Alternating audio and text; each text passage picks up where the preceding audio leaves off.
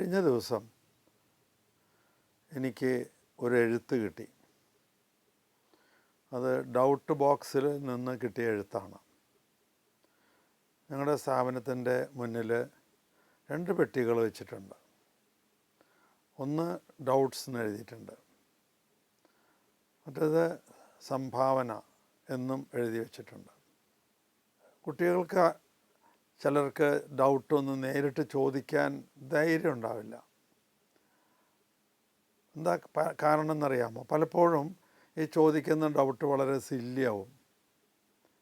ഒരു പക്ഷേ അത് മാഷ് പഠിപ്പിച്ചു കൊടുത്തത് തന്നെയാവും. അപ്പം അത്തരം ചോദ്യങ്ങളൊക്കെ ചോദിക്കാൻ അവിടെ വരുമ്പോൾ ചിലപ്പോൾ മാഷന്മാർ എന്തെങ്കിലും പറയോ എന്ന് വിചാരിച്ച് പലരും ചോദിക്കില്ല. അതുകൊണ്ടാണ് ഞങ്ങൾ ഡൗട്ട് ബോക്സ് വെച്ചിരിക്കുന്നത്. അവർക്ക് എന്ത് കാര്യത്തെപ്പറ്റിയും സംശയമുള്ളത് അതിനകത്ത് എഴുതിയിടാം. ഞാനിങ്ങനെ പറയാറുണ്ട്, സൂര്യന് താഴെ എന്ത് ഡൗട്ട് വേണമെങ്കിലും ചോദിച്ചോളൂ എന്ന് പറയുമ്പോൾ ഞങ്ങൾ ഉദ്ദേശിക്കുന്നത് പഠിപ്പിക്കുന്ന വിഷയത്തെക്കുറിച്ച് എന്നാണ് ഉദ്ദേശിക്കുന്നത്.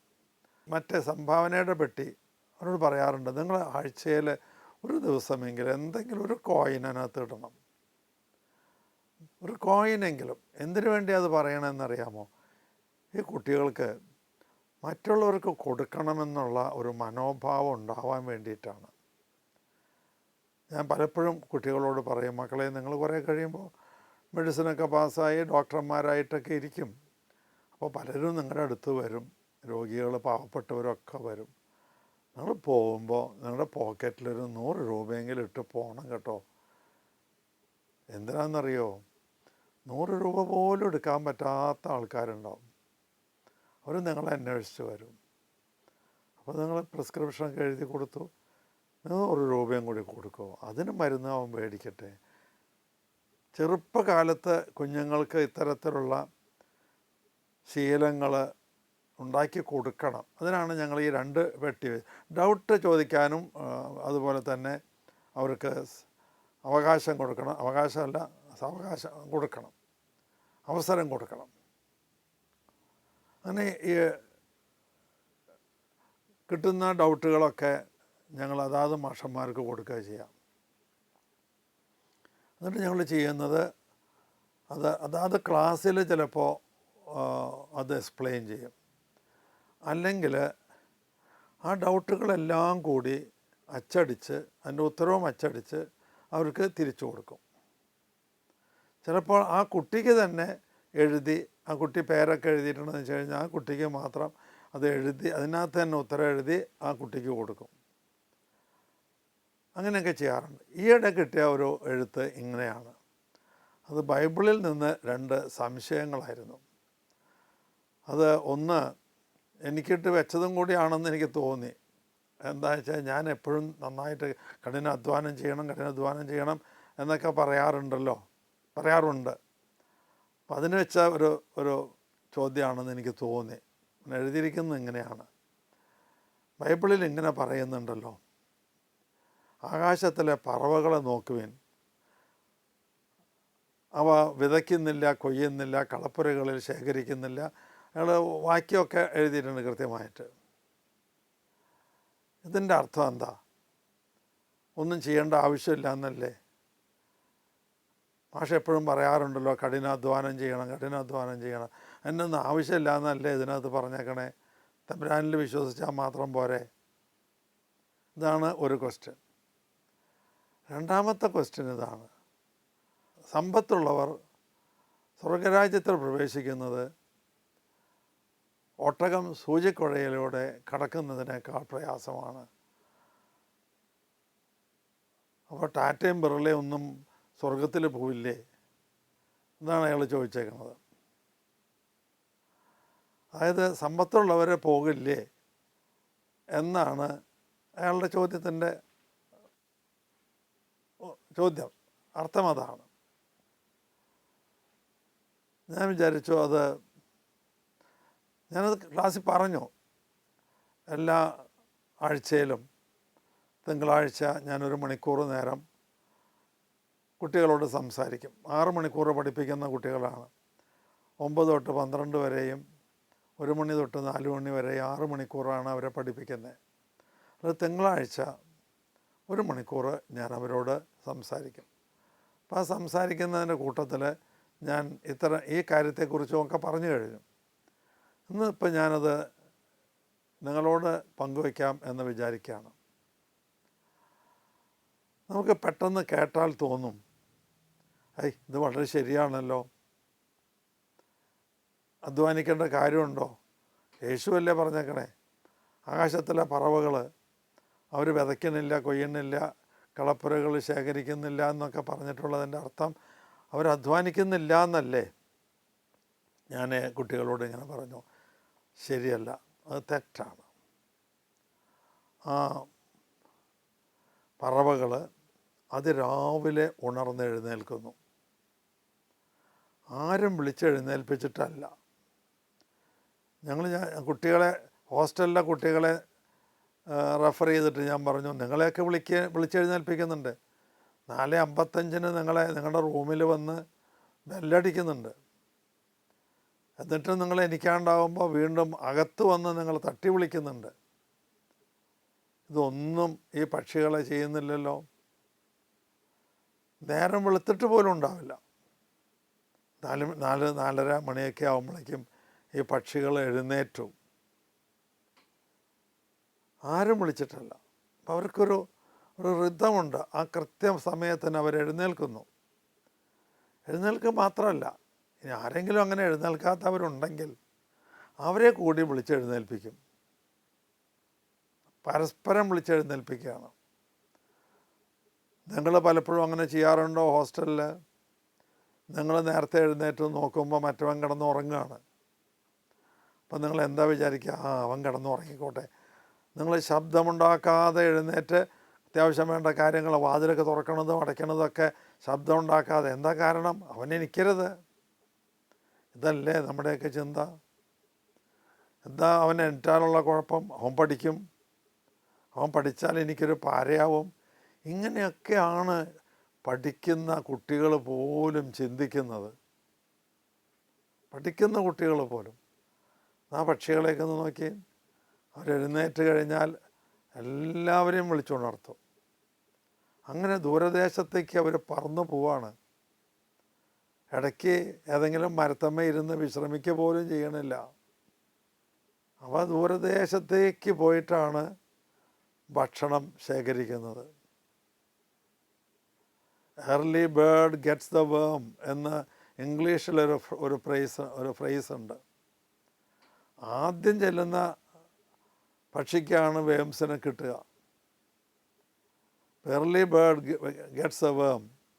നേരത്തെ എഴുന്നേറ്റ് ഭക്ഷണം തേടി അവിടെ ചെന്ന് ഭക്ഷണം എടുത്ത് പിന്നെ വൈകുന്നേരമാകുമ്പോൾ അവർ തിരിച്ച് ഇങ്ങോട്ട് വരുന്നുണ്ട്. ഒരു വിധത്തിലുള്ള ട്രാൻസ്പോർട്ടേഷനും അതിനില്ലല്ലോ. സന്ധ്യയാവോളം അത് ഭക്ഷണം ശേഖരിക്കുന്നുണ്ട്. നമ്മളൊക്കെ സ്കൂളിൽ നിന്ന് എത്ര മണിക്കാണ് പോരണേ? 3 മണി 4 മണിയൊക്കെ വരുന്നില്ലേ?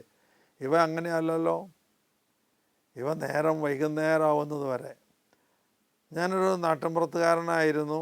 ഇപ്പോൾ പട്ടണത്തിൽ താമസമായി എന്ന് മാത്രമേ ഉള്ളൂ. അപ്പോൾ ചെറുപ്പത്തിലൊക്കെ കണ്ടിട്ടുണ്ട് പക്ഷികളൊക്കെ ഇങ്ങനെ കൂട്ടമായിട്ട് പോകുന്നത്. ഈ ട്വൈലൈറ്റിൽ നമുക്ക് കാണാൻ കഴിയും. സൂര്യൻ അസ്തമിച്ചാലും ഒരു പ്രകാശം അന്തരീക്ഷത്തിലുണ്ടാവും. ഭൂമിയിൽ ആ പ്രകാശം കാണാത്തപ്പോഴും അന്തരീക്ഷത്തിൽ നിങ്ങൾക്കൊരു പ്രകാശം കാണാം. അപ്പോൾ നിങ്ങൾ 6-6:30-7 മണിയൊക്കെ ആയിട്ട് പുറത്തു നിന്ന് ആകാശത്തിലേക്ക് നോക്കിയാൽ പക്ഷികൾ ഇങ്ങനെ പോകുന്ന കാണാം, കൂട്ടമായിട്ട് പോകുന്നത്. അപ്പോൾ അതിരാവിലെ മുതൽ വൈകുന്നേരം ആകുന്നത് വരെ അവ അധ്വാനിക്കുന്നു എന്നുള്ളതാണ്. പണ്ടത്തെയൊക്കെ ജോലിക്കാർ അങ്ങനെയായിരുന്നു. ഞാൻ ഓർക്കുന്നു, എൻ്റെ ഓർമ്മ വയ്ക്കുന്ന കാലഘട്ടത്തിലൊക്കെ വീട്ടിൽ ജോലിക്കാരൊക്കെ അതിരാവിലെ വരും. സൂര്യൻ ഉദിക്കുന്നതിന് മുമ്പ് അവരെത്തും. സൂര്യൻ അസ്തമിക്കുന്നത് വരെയാണ് അവർ പണിയെടുക്കുക. അതുപോലെ അത് നിഷ്കളങ്കരായ അന്നത്തെ ആൾക്കാരൊക്കെ അങ്ങനെ ചെയ്തിരുന്നേ. എല്ലാവരും അധ്വാനിച്ചിരുന്നു. ഇന്ന് അധ്വാനമൊക്കെ കുറവാണ്. പലപ്പോഴും വളരെ ലേറ്റായിട്ട് എഴുന്നേൽക്കുന്നു, നേരത്തെ കിടന്നുറങ്ങുന്നു, അങ്ങനെയൊക്കെയുള്ള പക്ഷികൾ അധ്വാനിക്കുന്നുണ്ട്. ഇനി അവയെ കിട്ടിയ ഭക്ഷണം വീട്ടിലെന്ന് വെച്ചാൽ അതിൻ്റെ കൂട്ടിലുള്ള കുഞ്ഞുങ്ങൾക്ക് കൊണ്ടുവന്ന് കൊടുക്കുന്നുണ്ട്. കുഞ്ഞുങ്ങൾ കൂട്ടിലുണ്ടെങ്കിൽ അവ പട്ടിണി കിടക്കുന്നൊന്നുമില്ല. കിട്ടിയ ഭക്ഷണത്തിൻ്റെ ഒരു ഭാഗം കൊണ്ടുവന്ന് ഈ കുഞ്ഞുങ്ങൾക്ക് കൊടുക്കുന്നു, കുഞ്ഞുങ്ങളെ വളർത്തുന്നു, ഇതൊക്കെ ചെയ്യുന്നുണ്ട്. സുവിശേഷത്തിലൊരു വാചകമുണ്ട്, സിംഹക്കുട്ടികൾ ഇര കിട്ടാതെ വലഞ്ഞേക്കാം, പക്ഷേ ദൈവത്തിൽ ആശ്രയിക്കുന്നവൻ ഒന്നും കുറവുണ്ടാവുകയില്ല എന്നൊക്കെയാണ്. കാട്ടിൽ ഇരയുണ്ടെങ്കിൽ അത് സിംഹത്തിന് കിട്ടും. സിംഹത്തിൻ്റെ കൂട്ടിൽ കുഞ്ഞുങ്ങളുണ്ടെങ്കിൽ അത് കൊണ്ടുവന്ന് കൊടുക്കും. അപ്പോൾ ആ മൃഗങ്ങളൊക്കെ നന്നായി ജോലി ചെയ്യുന്നുണ്ട്. പക്ഷികൾ അലസരായി കഴിയുകയല്ല. പലരും വിചാരിക്കുന്നത് പോലെ ഈ ഉപമയിലൂടെ യേശു ഒരു അലസതയുടെ സുവിശേഷമല്ല പറഞ്ഞത്. അധ്വാനത്തിൻ്റേതായ കഠിനാധ്വാനത്തിൻ്റെ സുവിശേഷമാണ് പറഞ്ഞത്. പക്ഷികൾ വിശ്രമിക്കുന്നില്ല. അതുപോലെ തന്നെ നിങ്ങൾ പക്ഷികളെ നോക്കിയാൽ കാണാൻ സാധിക്കും. കാക്കയൊക്കെ നോക്കൂ, അവർക്ക് എന്ത് ജാഗരൂകരായിട്ടാണ് ഇരിക്കുന്നത്. ഒരു കാക്കയെ നിങ്ങൾക്ക് കല്ലെറിയാൻ പറ്റുമോ? എറിയാം, കാക്കയുടെ മേലെ കൊള്ളില്ല, അത് ഉറപ്പാണ്. കാക്കേനെ വെടിവെച്ചാൽ തന്നെ കിട്ടുമില്ല. കാക്ക കാഞ്ചി വലിക്കുന്നതിന് മുമ്പ് കാക്ക പറന്നു പോകും. എന്ത് നിരീക്ഷണ ബുദ്ധിയാണെന്നറിയാമോ? നമ്മളൊന്ന് കുനിഞ്ഞ് കല്ലെടുക്കാൻ തുടങ്ങുമ്പോഴേക്കും കാക്ക പറന്നു പോകും.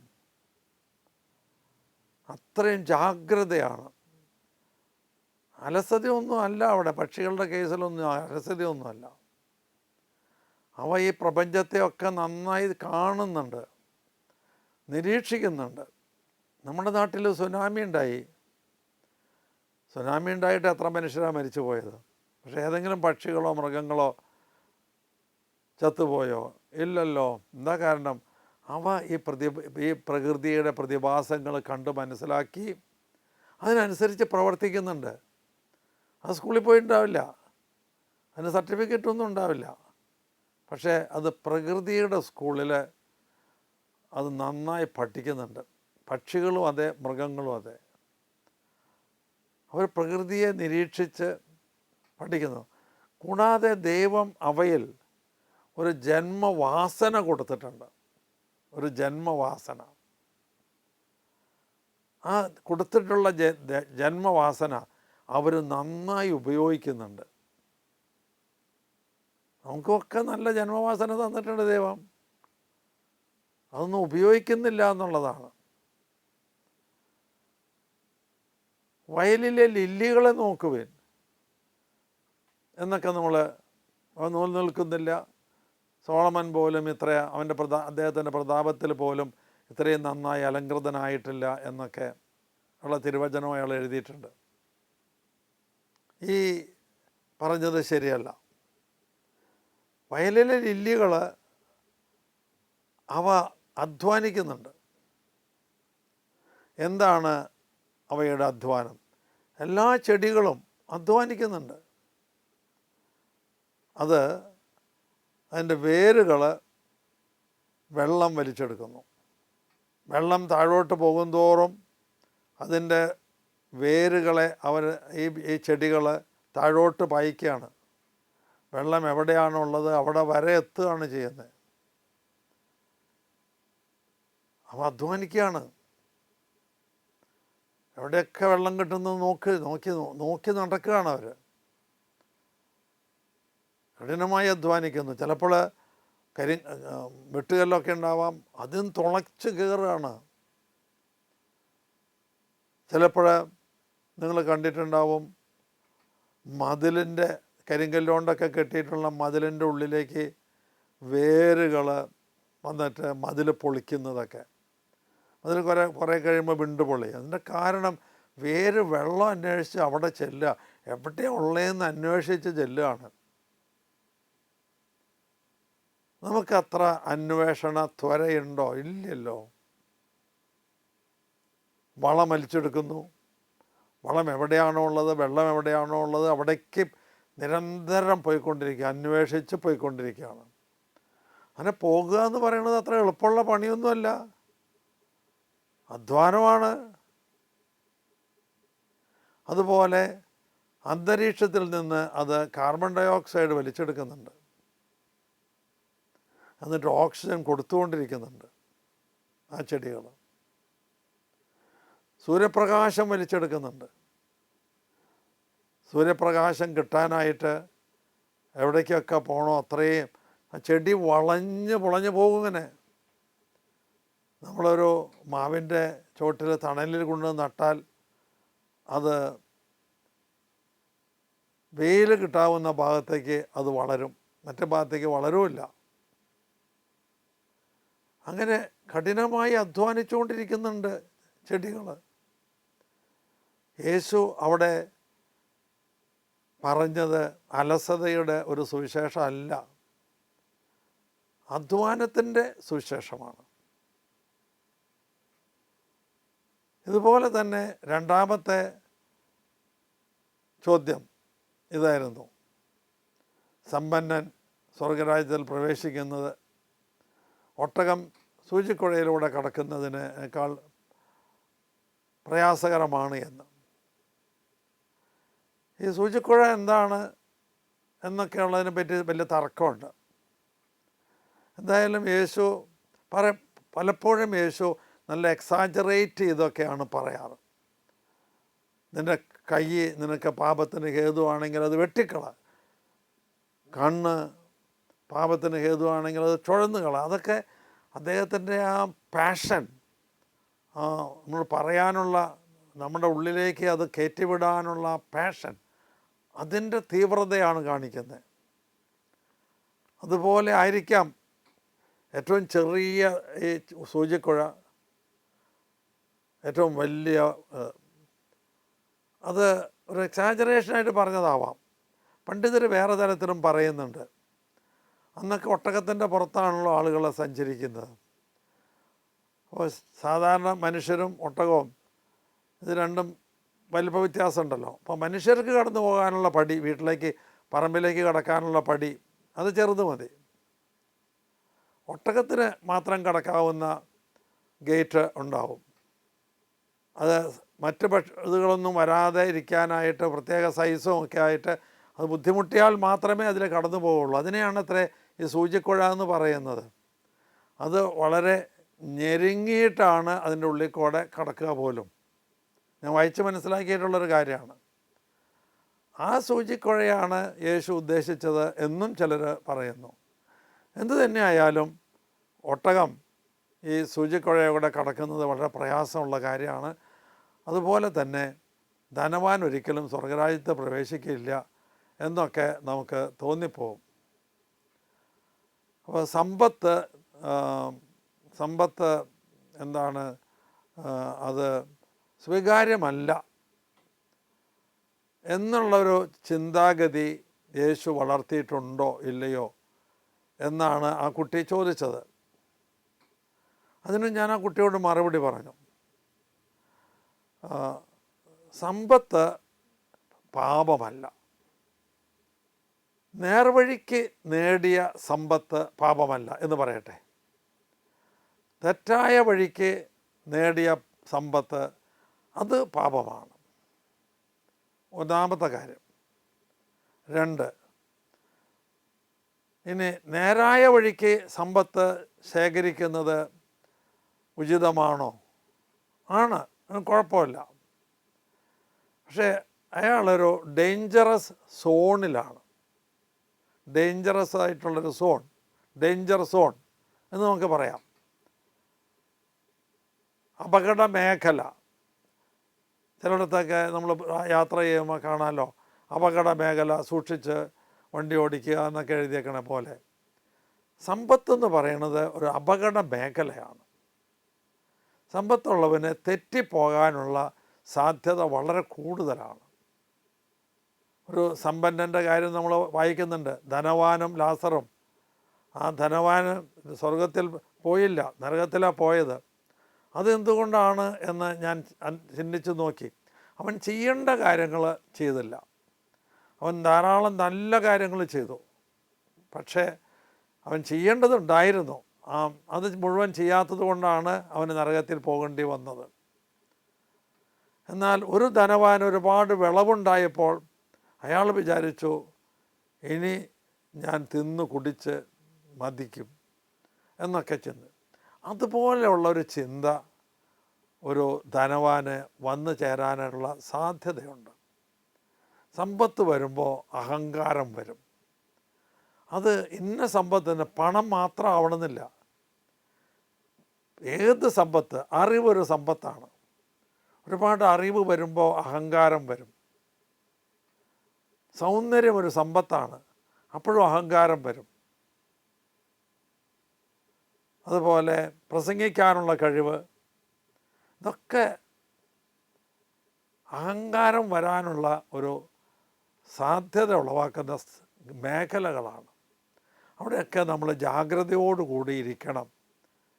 അതാണ് യേശു പഠിപ്പിച്ച ഇതിൻ്റെ അർത്ഥമെന്ന് ഞാൻ മനസ്സിലാക്കുകയാണ്. വേണ്ടതുപോലെ അത് കൈകാര്യം ചെയ്തില്ലെങ്കിൽ അപകടം വരും. ഈ സമ്പത്തിൻ്റെ, ഈ അറിവിൻ്റെ, ഈ സൗന്ദര്യത്തിൻ്റെ, ഈ പ്രസംഗിക്കാനുള്ള കഴിവിൻ്റെ, ഈ എഴുതാനുള്ള കഴിവിൻ്റെ ഒക്കെ ഉറവിടം, അതിൻ്റെ ദാതാവ് ആരാണെന്ന് മറന്നു പോയിട്ട് നമ്മളത് കൈകാര്യം ചെയ്യുമ്പോൾ നമുക്ക് അപകടം സംഭവിക്കുന്നു. അതാണ് ഞാൻ മനസ്സിലാക്കിയത്. ഇലക്ട്രിസിറ്റി വളരെ നല്ല ഒന്നാണ്. അതുപോലെ തന്നെ പണവും സമ്പത്തും നല്ലത് തന്നെയാണ്. പക്ഷേ ഇലക്ട്രിസിറ്റി നമുക്കറിയാം, അത് അപായം വിളിച്ചു വരുത്തുന്ന ഒന്നാണ്. ഇലക്ട്രിസിറ്റി ഇൻ ഇറ്റ്സെൽഫ് അതിൽ തന്നെ അത് കുഴപ്പമില്ല. പക്ഷെ നമ്മളത് ഉപയോഗിക്കുന്നതനുസരിച്ചിട്ടാണ് അപകടങ്ങൾ ഉണ്ടാകുന്നത്. അതിനോട് നമുക്കുള്ള ആറ്റിറ്റ്യൂഡ്, നമ്മളതെങ്ങനെ ഉപയോഗിക്കുന്നു. അപ്പോൾ ഇലക്ട്രിസിറ്റി പാപമല്ല, അത് അങ്ങനെ തന്നെ അപകടമല്ല, അത് നല്ലതാണ്. എന്നാൽ അത് ഉപയോഗിക്കുമ്പോൾ അപകടം വന്ന് പെടാൻ സാധ്യതയുണ്ട്. അതുകൊണ്ട് ശ്രദ്ധിക്കണം എന്നാണ് ആ പറയുന്നതിൻ്റെ അർത്ഥം. അതുപോലെ തന്നെ ധാരാളം സമ്പത്ത് കയ്യിലുള്ളവൻ, സൗന്ദര്യമുള്ളവൻ, പ്രസംഗിക്കാൻ കഴിവുള്ളവൻ, ഒരുപാട് അറിവുള്ളവൻ, അവരൊക്കെ സ്ഥാനമാനങ്ങളുള്ളവൻ, അവരെല്ലാവരും ശ്രദ്ധിക്കണം. തെറ്റിപ്പോകാൻ വളരെ സാധ്യതയുണ്ട്. അധികാരമുള്ളിടത്ത് കറപ്ഷൻ ഉണ്ടാവാൻ വഴിയുണ്ട്. അങ്ങനെ തന്നെ ആരോ ഏതൊരു മഹാൻ പറഞ്ഞിട്ടുണ്ട്, power corrupts, absolute power corrupts absolutely. ഏകാധിപത്യമൊക്കെ അങ്ങനെയാണ് പ്രശ്നത്തിൽ ചെന്നപ്പെടുന്നത്. അതുകൊണ്ട് ശ്രദ്ധിക്കുക. നിങ്ങൾക്ക് ദൈവം തന്നിട്ടുള്ള കഴിവുകൾ ഉപയോഗപ്പെടുത്തണം. പക്ഷികൾ അധ്വാനിക്കുന്നു, ചെടികൾ അധ്വാനിക്കുന്നു, നമ്മളും അധ്വാനിക്കണം. ദൈവത്തിൽ ആശ്രയിച്ചുകൊണ്ട് അധ്വാനിക്കണം. അതുപോലെ നിങ്ങളുടെ കയ്യിൽ വിവിധങ്ങളായ സമ്പത്തുകൾ ഉണ്ടാകുമ്പോൾ അതെല്ലാം സൂക്ഷിച്ച് നന്മയ്ക്കായിട്ട് മാത്രം ഉപയോഗപ്പെടുത്താനായിട്ട് പരിശ്രമിക്കുക. ദൈവം നമ്മളെല്ലാം സമൃദ്ധമായി അനുഗ്രഹിക്കട്ടെ എന്ന് പ്രാർത്ഥിച്ചുകൊണ്ട് നിർത്തുന്നു. Thank you.